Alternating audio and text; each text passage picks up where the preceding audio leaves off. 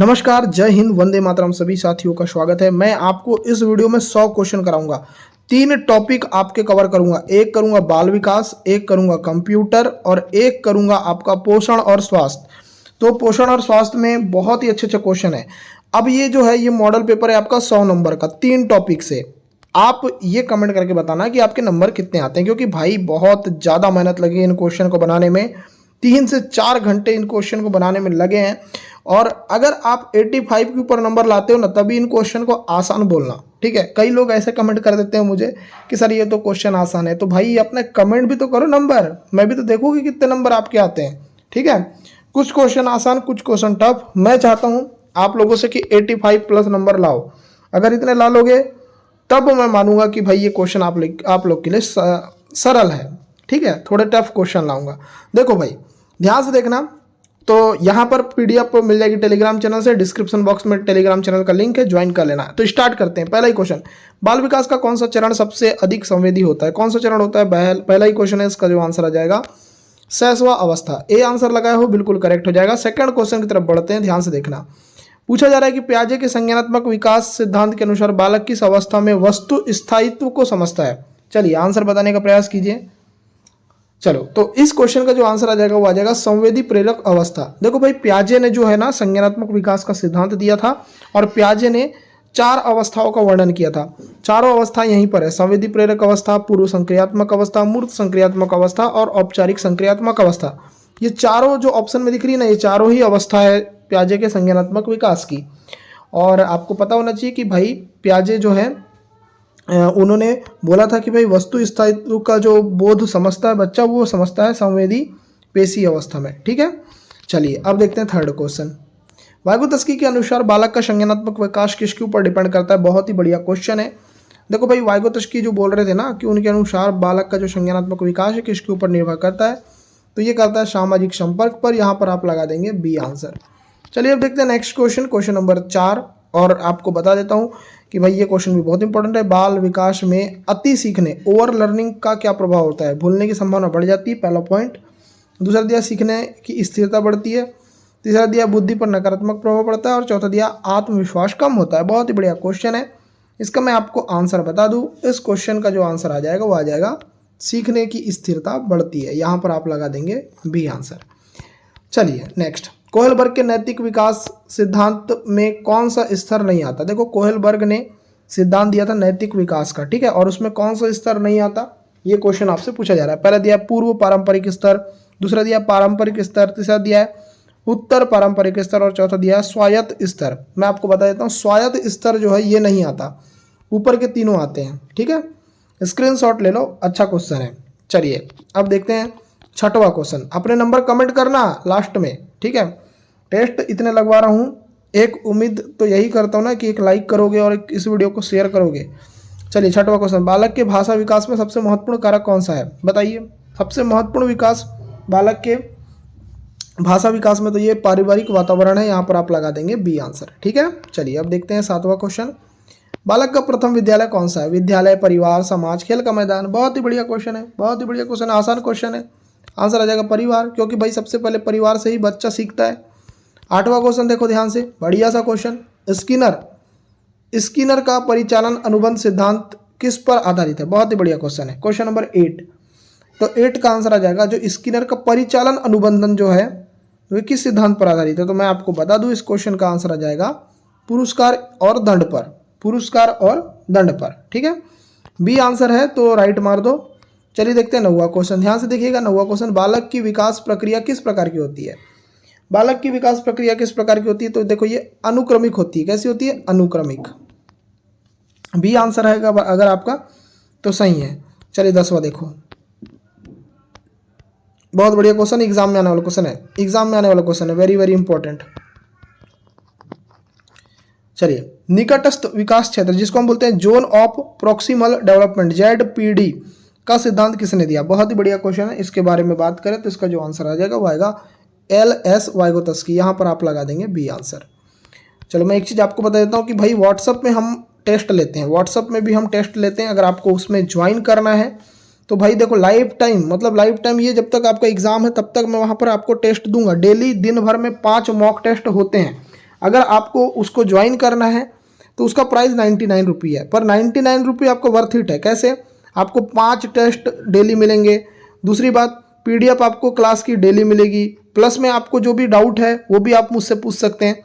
तो अगर आपको ज्वाइन होना है, ये आपकी स्वेच्छा के ऊपर डिपेंड करता है। अगर आपको ज्वाइन होना है, मैं नंबर दे देता हूँ, इस नंबर पर मैसेज कर देना 88274192 और लास्ट में 59, ये नंबर पे आप मैसेज कर देना, आपको मैं ज्वाइन करवा दूंगा, आपको बता दूंगा, ठीक है।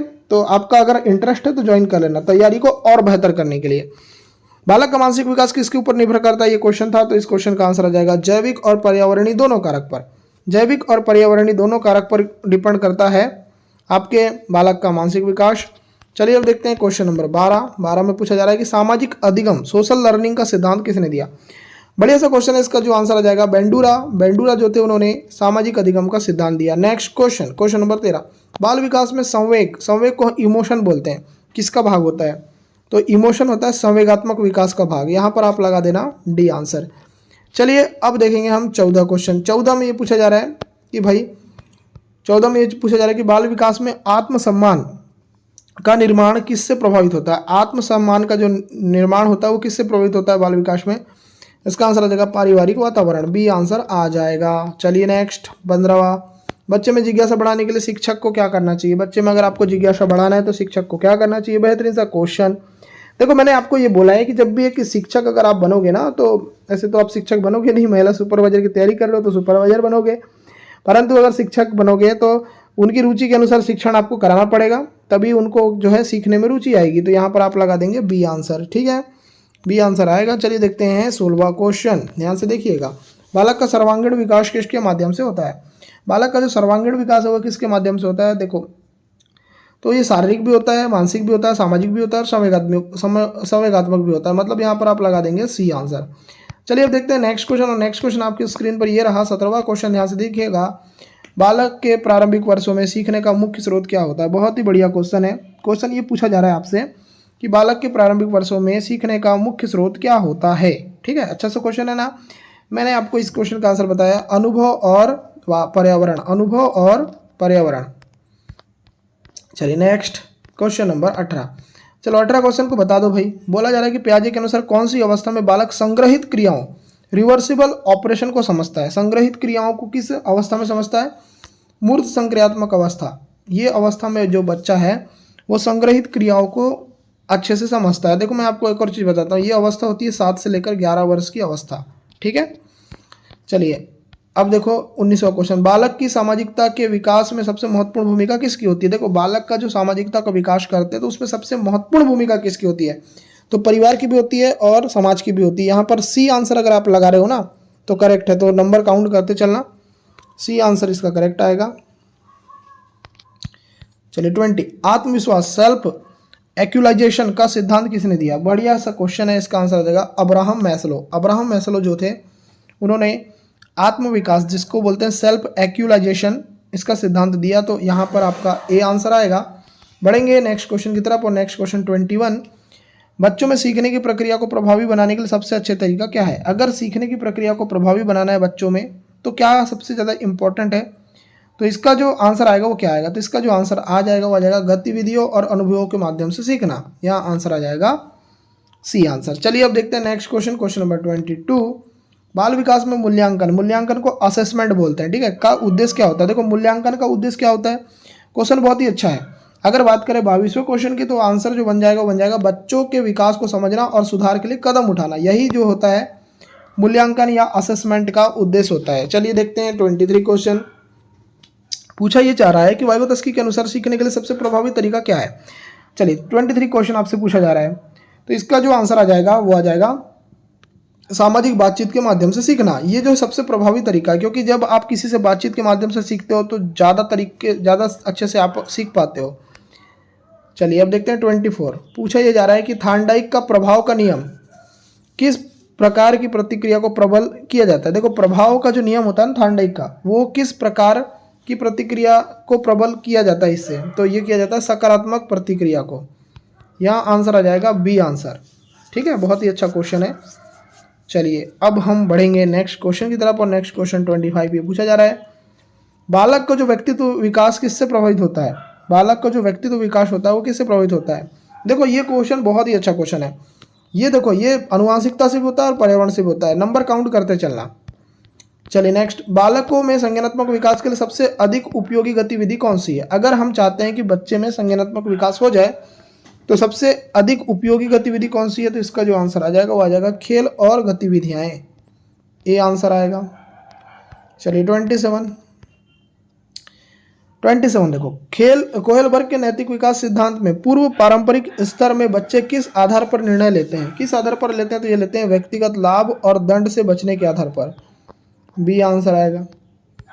28, बालक की सीखने की क्षमता को बढ़ाने के लिए कौन सा कारक महत्वपूर्ण है? बालक की अगर सीखने की क्षमता को बढ़ाना है तो कौन सा कारक इंपॉर्टेंट है? तो यह है उचित प्रोत्साहन और रुचिकर वातावरण। ये वाला जो आंसर आएगा ना कि भाई देखो, भय दंड तो गलत आ जाएगा, परीक्षा का दबाव गलत आ जाएगा, केवल पाठ्य पुस्तकों की निर्भरता ये भी गलत आ जाएगा। सबसे सही आंसर आएगा उचित प्रोत्साहन और रुचिकर वातावरण। चलिए अब देखेंगे नेक्स्ट क्वेश्चन, और नेक्स्ट क्वेश्चन आपसे पूछा जा रहा है 29 क्या पूछा जा रहा है, ध्यान से देखिए। बालक के सीखने की गति किन कारकों पर निर्भर करती है? बालक के जो सीखने की गति है किस कारकों के ऊपर निर्भर करती है? उसकी रुचि और प्रेरणा पर। केवल जहाँ आगे वो तो नेगेटिव होता है, केवल यहाँ पर भी आगे नेगेटिव, यहाँ पर भी देखो केवल एक जो है ना नेगेटिव वर्ड होता है बाल विकास में। अगर वो ऑप्शन में आपको दिख रहा है तो उसको आप नेगलेक्ट कर देना, मतलब वो असत्य होगा। तो यहाँ पर आपका 29 का आंसर आ जाएगा ए आंसर। ठीक है, बहुत बढ़िया क्वेश्चन है, याद रखिएगा, इंपॉर्टेंट क्वेश्चन है। चलिए अब हम बढ़ेंगे नेक्स्ट क्वेश्चन की तरफ। 30 क्वेश्चन, सामाजिक सहायक जिसको हम बोलते हैं, सामाजिक सहायक को हम क्या बोलते हैं? स्कैफोल्डिंग का सिद्धांत किससे संबंधित है? तो ये जो सिद्धांत है ये वाइगोत्स्की से संबंधित है। यहाँ पर आप लगा देंगे बी आंसर। ठीक है, चलिए अब हम कंप्यूटर के कुछ क्वेश्चन देखेंगे। कंप्यूटर के यूएसबी का पूरा नाम क्या है? देखो डेली बेस पर आप इस चीज़ को यूज़ करते हैं यूएसबी को, इसका पूरा नाम क्या है? 31 क्वेश्चन। देखो इसका मतलब होता है, यू का मतलब होता है यूनिवर्सल, एस का मतलब होता है सीरियल और बी का मतलब होता है बस, यूनिवर्सल सीरियल बस। तो यहाँ पर आप सी लगा देंगे। चलिए देखते हैं 32, कंप्यूटर के दिमाग को क्या कहा जाता है? देखो सिंपल सा क्वेश्चन है, कंप्यूटर का दिमाग कहा जाता है सीपीयू को, और सीपीयू का फुल फॉर्म अगर हम देखें तो होता है सेंट्रल प्रोसेसिंग यूनिट। कंप्यूटर का कठिन क्वेश्चन भी है, आसानी क्वेश्चन नहीं है। हार्ड डिस्क का उपयोग किसके लिए किया जाता है? बताइए, हार्ड डिस्क का जो उपयोग है वो किसके लिए करते हैं? 33वां क्वेश्चन देखो, पहले दिया अस्थायी डेटा संग्रहण के लिए, स्थायी डेटा संग्रहण के लिए, केवल सॉफ्टवेयर चलाने के लिए, इंटरनेट ब्राउजिंग के लिए। आंसर आ जाएगा स्थायी डेटा संग्रहण के लिए, बी आंसर आएगा। चलिए देखते हैं 34, ध्यान से देखिए, कौन सा आउटपुट डिवाइस है? कीबोर्ड है, माउस है, प्रिंटर है, स्कैनर है। 34 आंसर क्या आएगा? प्रिंटर। प्रिंटर जो है उसको बोलते हैं आउटपुट डिवाइस। कीबोर्ड, माउस और स्कैनर ये तीनों जो है इनपुट डिवाइस है, परंतु जो प्रिंटर है वो आउटपुट डिवाइस है।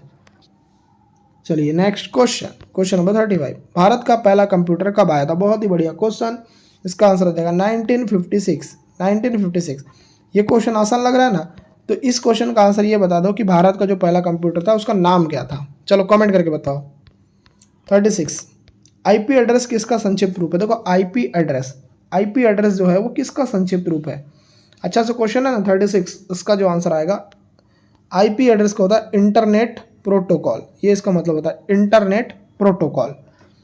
चलिए नेक्स्ट 37, सीपीयू का सबसे महत्वपूर्ण भाग कौन सा है? सीपीयू का सबसे महत्वपूर्ण भाग कौन सा है? तो इसका जो आंसर आ जाएगा ए, एल, यू और सी यू, ये सीपीयू का सबसे महत्वपूर्ण भाग होता है। अब देखो सीपीयू के अंदर दो चीज़ होती है, एक होता है एएलयू और एक होता है सीयू। एएलयू का मतलब होता है अर्थमेटिक लॉजिकल यूनिट और सीयू का मतलब होता है कंट्रोल यूनिट। तो यहाँ पर आप लगा देंगे सी आंसर। क्या लगा देंगे? C answer. चलिए 38 देखते हैं,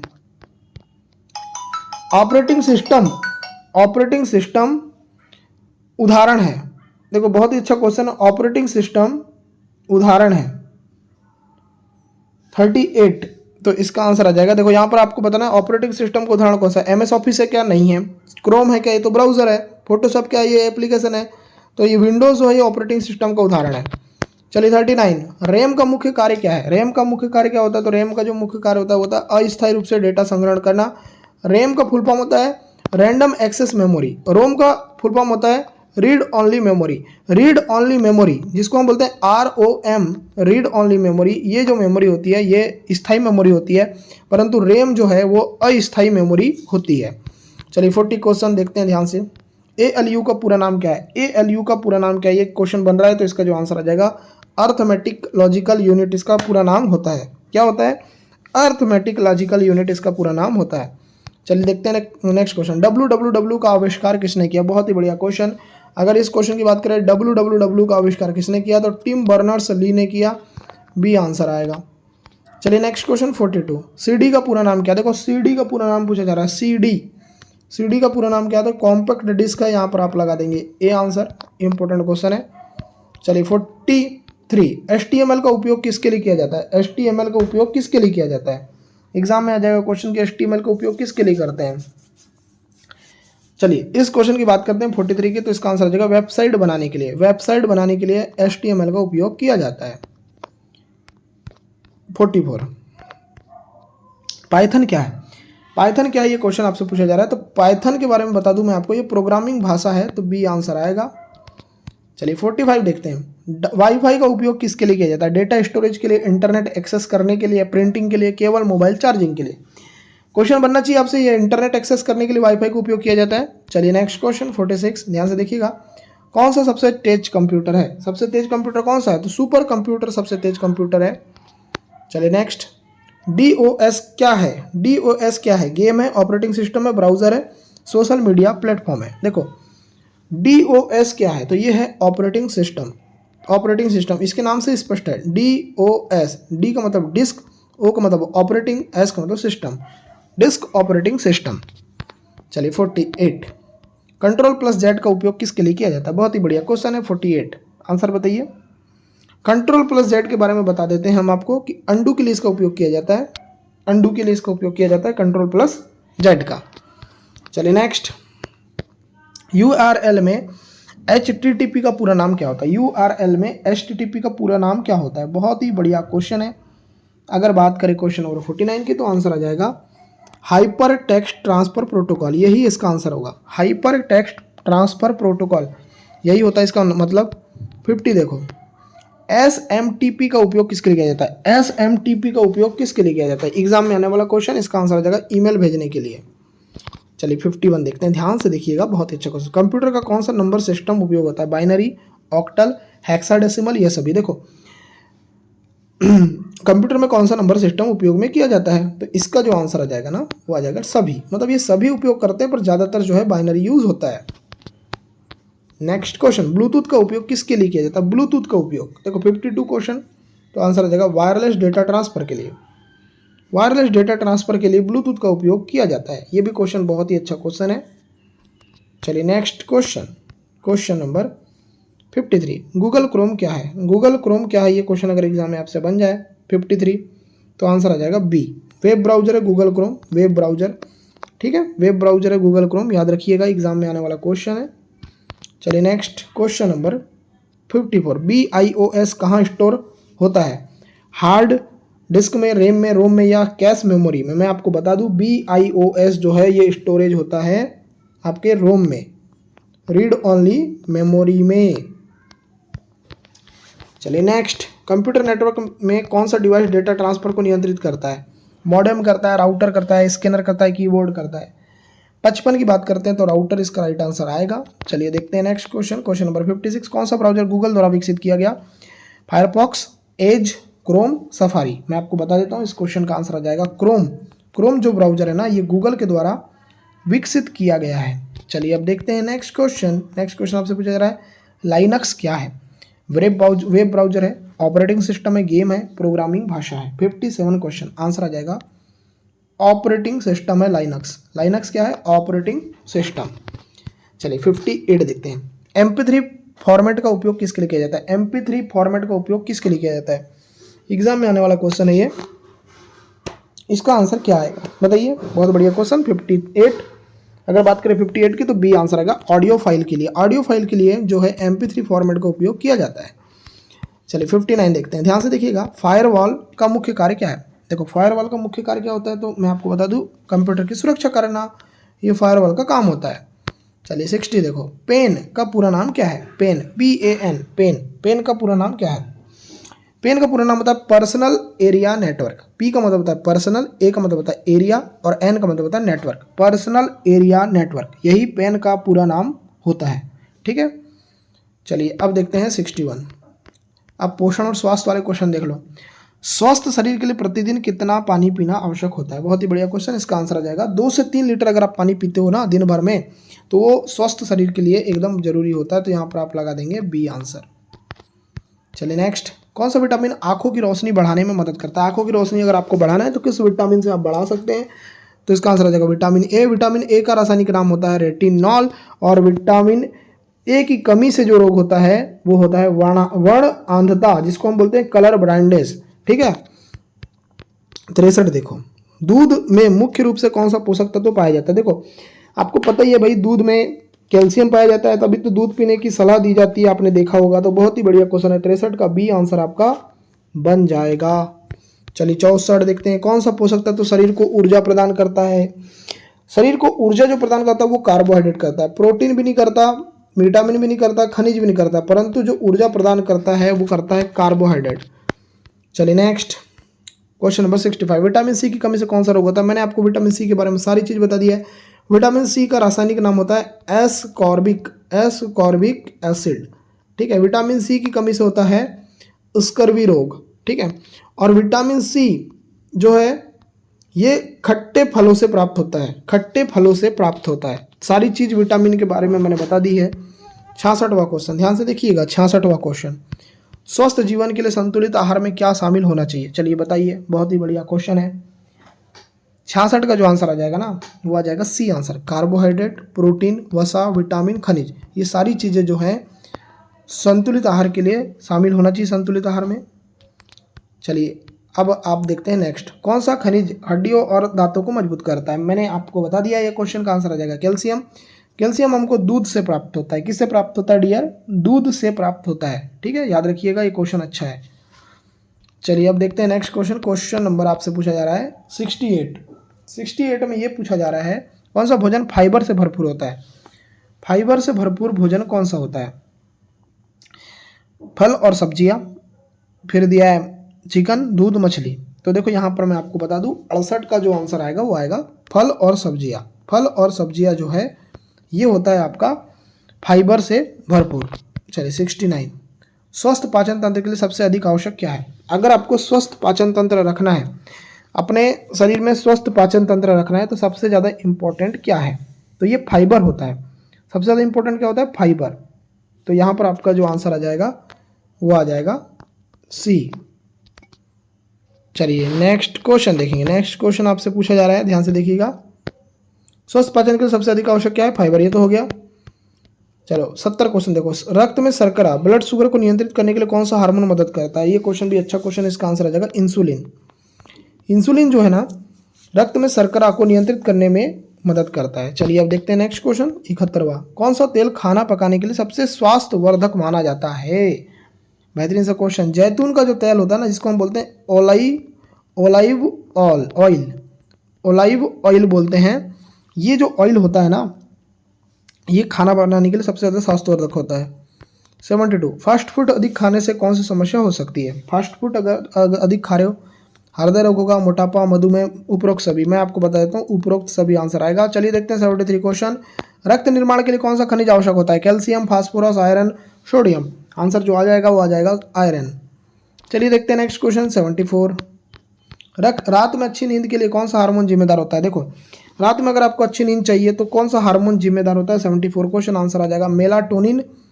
चलिए देखते हैं 75 क्वेश्चन, ध्यान से देखिए, कौन सा विटामिन इम्यून सिस्टम, प्रतिरक्षा प्रणाली को मजबूत करता है? 75 का आंसर आ जाएगा विटामिन सी। विटामिन सी जो है वो इम्यून सिस्टम को आपका मजबूत करता है। विटामिन ए की कमी से कौन सा रोग होता है? बताइए। विटामिन बी की कमी से कौन सा रोग होता है? बताइए। विटामिन सी की कमी से कौन सा रोग होता है? बताइए। विटामिन के की कमी से कौन सा रोग होता है? बताइए। कमेंट करके बताइए, मैंने आपको कई बार बता चुका है, आप लोग भी आंसर दीजिए इस क्वेश्चन का। चलिए देखते हैं नेक्स्ट क्वेश्चन 76, शरीर में पानी की कमी को क्या कहते हैं? कुपोषण, निर्जलीकरण, मोटापा, रक्तचाप। आंसर बताना है, आंसर आ जाएगा निर्जलीकरण, जिसको हम बोलते हैं डिहाइड्रेशन। चलिए देखते हैं 77 क्वेश्चन, ध्यान से देखिएगा, कौन सा खाद्य पदार्थ प्रोटीन से भरपूर होता है? मछली होती है, चावल होता है, केला होता है, आलू होता है। बहुत ही अच्छा क्वेश्चन। अगर बात करें इस क्वेश्चन की तो इसका आंसर आ जाएगा मछली। मछली जो है वो भरपूर होती है खाद्य पदार्थों से। 78, एक वयस्क व्यक्ति को प्रतिदिन कितनी नींद लेना चाहिए? देखो एक वयस्क व्यक्ति उसको प्रतिदिन कितनी नींद लेना चाहिए? तो उसको नींद लेना चाहिए 7 से लेकर 9 घंटे। आप लोग लेते हो कि नहीं 7 से लेकर 9 घंटे? 79 देखो ध्यान से, बीमारियों से बचने के लिए हमें क्या करना चाहिए? अगर आपको हम बीमारियों से बचना है तो क्या करना चाहिए? संतुलित आहार लेना चाहिए, नियमित व्यायाम करना चाहिए, पर्याप्त नींद लेना चाहिए, या लास्ट ऑप्शन आपका जो दिया है वो दिया है उपरोक्त सभी। तो मैं आपको बता देता हूँ इसका आंसर आ जाएगा उपरोक्त सभी, डी आंसर आएगा। चलिए 80, डेंगू बुखार किसके कारण होता है? Virus, bacteria, fungus, protozoa. Answer जो आ जाएगा ना 80 का वो आ जाएगा ए आंसर, वायरस। 81, मांसपेशियों को मजबूत बनाने के लिए किस पोषक तत्व की जरूरत होती है? तो इसका आंसर आ जाएगा प्रोटीन की जरूरत होती है। प्रोटीन को अगर आप खाओगे तो मांसपेशी आपकी मजबूत हो जाएगी। 82 देखो, रक्तचाप ब्लड प्रेशर को नियंत्रित करने से कौन सा खनिज मदद करता है? तो मैं आपको बताता हूँ पोटेशियम जो है ना, पोटेशियम ये आपके रक्तचाप को नियंत्रित करने में मदद करता है। 83, हरी सब्जियां खाने से कौन सा विटामिन अधिक प्राप्त होता है? अगर आप हरी सब्जियां खाते हो तो कौन सा विटामिन मिलेगा? तो हरी सब्जी अगर आपको खाना है तो जो विटामिन मिलेगा वो मिलेगा। 83 का आंसर आ जाएगा डी ऑप्शन, मतलब विटामिन के। विटामिन के जो है इसका आंसर आएगा। 84, कौन सा फल सबसे अधिक विटामिन सी प्रदान करता है? केला, संतरा, सेब, अंगूर। आंसर क्या आएगा? 84 आंसर आ जाएगा बी, संतरा। नेक्स्ट, कौन सा पोषक तत्व त्वचा को स्वस्थ बनाता है? बहुत ही बढ़िया क्वेश्चन है। आंसर आ जाएगा vitamin A, vitamin C, vitamin E, vitamin, मतलब उपरोक्त सभी। तो यहाँ पर उपरोक्त सभी ही आएगा। 86 देखो, कौन सा अनाज ग्लूटेन फ्री होता है? बताइए ग्लूटेन फ्री कौन सा अनाज होता है? तो ये चावल होता है। चावल जो है वो ग्लूटेन फ्री होता है। 87 देखो ध्यान से, शरीर में पाचन को सुचारू रूप से चलाने के लिए कौन सा तत्व आवश्यक है? तो इसका जो आंसर आ जाएगा फाइबर। मैंने आपको बता दिया है क्वेश्चन। 88 देखो, संतुलित आहार में सबसे अधिक क्या होना चाहिए? बताइए संतुलित आहार में क्या होना चाहिए? प्रोटीन, कार्बोहाइड्रेट, वसा, फाइबर। मैंने आपको बताया इस क्वेश्चन का आंसर क्या आएगा? कार्बोहाइड्रेट। यहां लगा देंगे बी आंसर। 89, शरीर में ऊर्जा उत्पादन के लिए कौन सा विटामिन आवश्यक है? 89 क्वेश्चन का आंसर क्या आएगा? तो इसका आंसर आ जाएगा विटामिन बी। विटामिन बी जो है शरीर में ऊर्जा उत्पादन के लिए सबसे ज़्यादा आवश्यक है। इंपॉर्टेंट क्वेश्चन है, याद रखिएगा। चलिए देखते हैं 90 क्वेश्चन। यहाँ से, कौन सा खाद्य पदार्थ प्राकृतिक रूप से शुगर फ्री होता है? शहद, केला, नारियल पानी, चावल। आंसर आ जाएगा नारियल पानी। नारियल पानी जो है प्राकृतिक रूप से शुगर फ्री होता है। चलिए 91, ध्यान से देखिएगा, टीकाकरण का मुख्य उद्देश्य क्या है? बताइए। इसका जो आंसर आ जाएगा शरीर की प्रतिरोधकता क्षमता बढ़ाना। नेक्स्ट क्वेश्चन नेक्स्ट पूछा है, भारत में सबसे पहला टीकाकरण किस बीमारी के लिए किया गया था? बहुत ही बढ़िया क्वेश्चन। इसका आंसर आ जाएगा चेचक। चेचक को हम स्मॉल पॉक्स बोलते हैं। 93, बच्चों को दिया जाने वाला पहला टीका कौन सा होता है? तो बच्चे को अगर पहला टीका देते हैं तो वो कौन सा होता है? तो इस क्वेश्चन का आंसर आ जाएगा B option, BCG। BCG। Next, BCG टीका किस रोग से बचाव करता है? Polio, TB, diphtheria, malaria. Answer क्या आएगा? तो मैं बता देता हूं, इसका आंसर आ जाएगा टीबी। चलिए 95, पोलियो वैक्सीन कैसे दी जाती है? देखो पोलियो की जो वैक्सीन है वो कैसे दी जाती है? 95 क्वेश्चन। आंसर जो आएगा मुख के माध्यम से दी जाती है। मुख के माध्यम से पोलियो की वैक्सीन दी जाती है। चलिए नेक्स्ट, MMR वैक्सीन किन 3 बीमारियों से बचाती है? MMR नाम से स्पष्ट है। M मतलब मीजल्स, M मतलब मम्स और R मतलब रुबेला। यहां पर अगर आप बी लगाए हो ना, सही हो जाएगा। क्वेश्चन नंबर 97 देखिए, 97 क्वेश्चन पूछा जा रहा है कि DPT वैक्सीन किन बीमारियों से सुरक्षा प्रदान करती है? बहुत ही बढ़िया क्वेश्चन है। अगर इस क्वेश्चन की बात करें ना अपन, तो इस क्वेश्चन का जो आंसर आ जाएगा वो आ जाएगा डिप्थीरिया, पर्टुसिस और टिटनेस। इसके नाम से स्पष्ट है, देखो DPT, डी मतलब डिप्थीरिया, P मतलब पर्टुसिस और T मतलब टिटनेस। ठीक है। चलिए 98 देखिए, कोरोना वायरस से बचाव के लिए कौन सा टीका लगाया जाता है? ये क्वेश्चन तो आपको बनना ही चाहिए। आंसर आ जाएगा कोवैक्सीन और कोविशील्ड। कोवैक्सीन और कोविशील्ड जो टीका है वो कोरोना वायरस से बचाव के लिए लगाया जाता है। 99, टीकाकरण का प्रभाव शरीर में किस प्रकार का कार्य करता है? 99 क्वेश्चन। आंसर आ जाएगा यह शरीर की प्रतिरक्षा प्रणाली को मजबूत बनाता है। ठीक है। चलिए आज का अंतिम, राष्ट्रीय टीकाकरण कार्यक्रम भारत में कब शुरू किया गया? बहुत ही अच्छा क्वेश्चन है। आंसर आ जाएगा 1985 में। 1985 में भारत में राष्ट्रीय टीकाकरण कार्यक्रम शुरू किया गया। तो बी आंसर आएगा।